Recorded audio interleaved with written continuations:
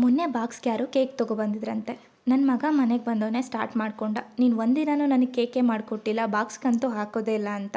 2 ದಿನ ಹೇಗೋ ನಾಳೆ ಮಾಡ್ಕೊಡ್ತೀನಿ ಅಂತ ಮುಂದೆ ಹಾಕ್ದೆ. ಇವತ್ತು ಏನಾದರೂ ಮಾಡಿಕೊಡ್ಲಿಲ್ಲ ಅಂದರೆ ನನ್ನ ಜೊತೆ ಜಗಳ ಮಾಡ್ತಾನೆ. ನಾನು ಕುಕ್ಕರಲ್ಲಿ ಕೇಕ್ನ ಮಾಡ್ಕೊಳ್ತಾ ಇದ್ದೀನಿ. ಎಲ್ಲದನ್ನು ನಾನು ಡಿಸ್ಕ್ರಿಪ್ಷನಲ್ಲಿ ನೀಟಾಗಿ ಮೆನ್ಷನ್ ಮಾಡಿರ್ತೀನಿ. ಫಸ್ಟು ಒಂದು ಬೌಲಲ್ಲಿ ಮೆಲ್ಟೆಡ್ ಬಟರ್ ಹಾಕ್ಕೊಂಡು ಪೌಡರ್ಡ್ ಶುಗರ್ ಹಾಕಿ ಚೆನ್ನಾಗಿ ಮಿಕ್ಸ್ ಮಾಡ್ಕೊಂಡಿದ್ದೀನಿ. 2 ನಿಮಿಷ ಚೆನ್ನಾಗಿ ಮಿಕ್ಸ್ ಮಾಡಿಕೊಂಡ್ರೆ ಸಾಕು. ಅದಾದಮೇಲೆ 2 ಎಗ್ಸ್ ತೊಗೊಂಡಿದ್ದೀನಿ.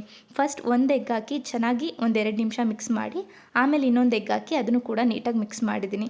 ಆಮೇಲೆ ಒಂದು ಜರಡಿ ಇಟ್ಕೊಂಡು all purpose floor, cocoa powder, baking soda, baking powder, ಚಿಟಿಕೆ ಸಾಲ್ಟ್ ಹಾಕಿ ಜರಡಿ ಮಾಡಿಕೊಂಡು ಅದನ್ನು ಕೂಡ ಅಷ್ಟೇ ಕಟ್ ಆ್ಯಂಡ್ ಫೋಲ್ಡ್ ಮೆಥಡಲ್ಲಿ ನೀಟಾಗಿ ಮಿಕ್ಸ್ ಮಾಡ್ಕೊಂಡಿದ್ದೀನಿ.